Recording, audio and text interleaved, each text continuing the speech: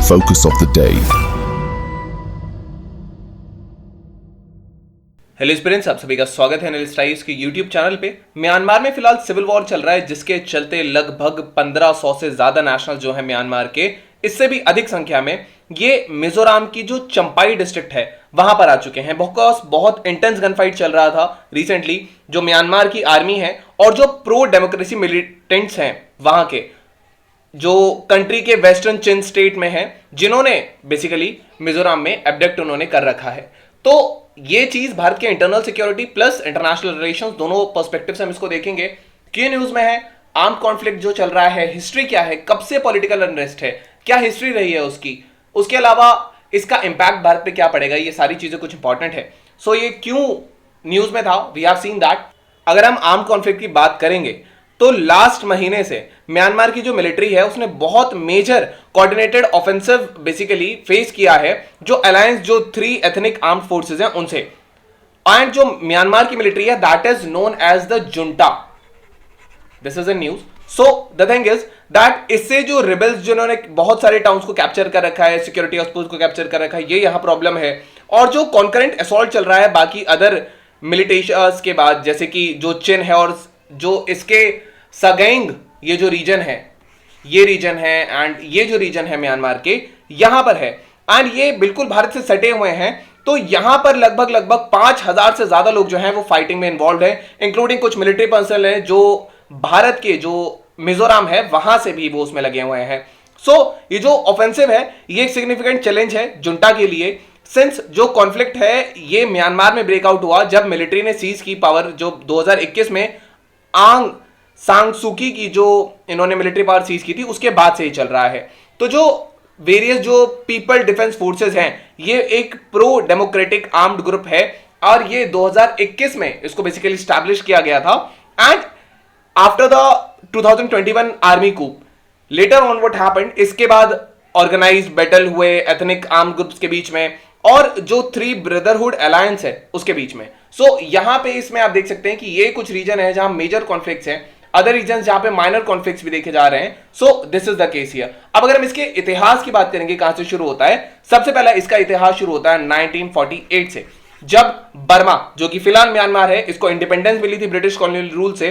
Country ने democracy establish की parliamentary system के तहत। अब आता है जो पहला फेज था मिलिट्री रूल का 1962 में, जो जनरल नेविन थे, इन्होंने एक कूप एस्टैब्लिश किया और एक मिलिट्री डिक्टेटरशिप लाए। इसके अलावा यहां पे एक पार्टी आई जिसका नाम था बर्मा सोशलिस्ट प्रोग्राम पार्टी, ये पहली कंट्री की पॉलिटिकल पार्टी बनी। इसके अलावा सेकंड फेज जो पॉलिटिकल कॉन्फ्लिक्ट का आता है वो है जब इकोनॉमिक डिक्लाइन होने लगा, एंड ये जो इकोनॉमिक डिक्लाइन है ये हुआ लगभग 1980s के अराउंड। अगेन 1988 के अराउंड जनरल सो मॉन्ग ने कंट्रोल लिया गवर्नमेंट का इस पार्टी को हटाते हुए, जो कि बर्मा सोशलिस्ट प्रोग्राम पार्टी थी। एंड जो मिलिट्री थी इसने रूल किया under the State Peace and Development Council. Then democratic transition phase आया 2010 में, ये जो था, इसके बाद एक क्वाजी सिविलियन गवर्नमेंट बनी। 2015 के इलेक्शंस आंग सान सूकी ने जीते, जिन्होंने नेशनल लीग फॉर डेमोक्रेसी इनकी थी और इन्होंने 2015 के इलेक्शंस उससे जीते। 2021 में फिर मिलिट्री coup हुई, फिर सिविल वॉर हुआ, एंड जो आंग सान सूकी की जो पार्टी थी, फिर 2020 की जो लैंडस्लाइड इनकी विक्ट्री थी, इससे कंसर्न हुए मिलिट्री में।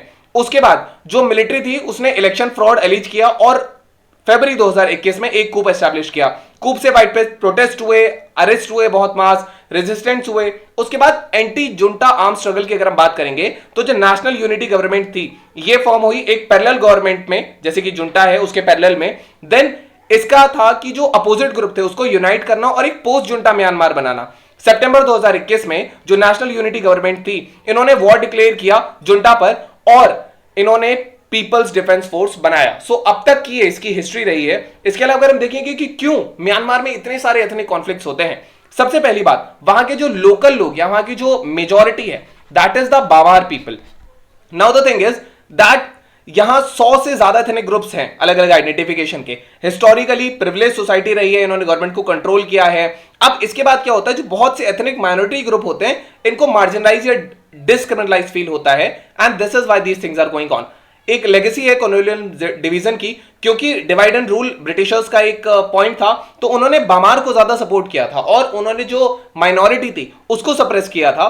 एंड वही चीज अब बहुत ज्यादा बड़े होकर म्यांमार के सामने खड़ी है। इसके अलावा जो एथनिक माइनॉरिटी ग्रुप्स थे, यहां पे आर्म कॉन्फ्लिक्ट्स हुआ। इंडिपेंडेंस के बाद में म्यांमार ने बहुत सारे रिबेलियंस देखे, इंसर्जेंसीज देखी, जैसे कारेन नेशनल लिबरेशन आर्मी थी जो कायन स्टेट में थी, देन काचिन इंडिपेंडेंस आर्मी बनी, वो भी काचिन स्टेट में थी, देन शान स्टेट आर्मी बनी जो शान स्टेट में बनी। ये बहुत सारे ग्रुप्स थे और इन्होंने ऑटोनॉमी एजर्ट करने की कोशिश की एक सेल्फ डिटर्मिनेशन से। नाउ द थिंग इज, इसके बाद आता है हमारा रोहिंग्यांग क्राइसिस। रोहिंग्यांग क्राइसिस में 2017 में म्यांमार मिलिट्री ने एक ब्रूटल अटैक किया रोहिंग्यांग पर, जहां पे बहुत सारे रेप हुए, किलिंग्स हुई, डिस्प्लेसमेंट हुआ एंड यूनाइटेड नेशंस ने इसको जिनोसाइड घोषित किया था। 2021 का जो कूप था और उसका इंपैक्ट क्या एथनिक कॉन्फ्लिक्ट पर आएगा। 2021 में मिलिट्री का कूप आया म्यांमार में, फर्दर ये एथनिक टेंशंस और ज्यादा बढ़ गए और जो कूप था इससे वॉयलेंस और ज्यादा बढ़ गया एथनिक माइनॉरिटी ग्रुप के बीच में, और मिलिट्री ने फिर इनको सप्रेस किया और अपनी पावर गेन की। तो ये अब तक की कहानी है। अब प्रश्न ये उठता है कि भारत पर इसका क्या असर पड़ सकता है। देखिए, भारत के बहुत सारे प्रोजेक्ट हैं जो हमारी लुक ईस्ट पॉलिसी है उसके तहत।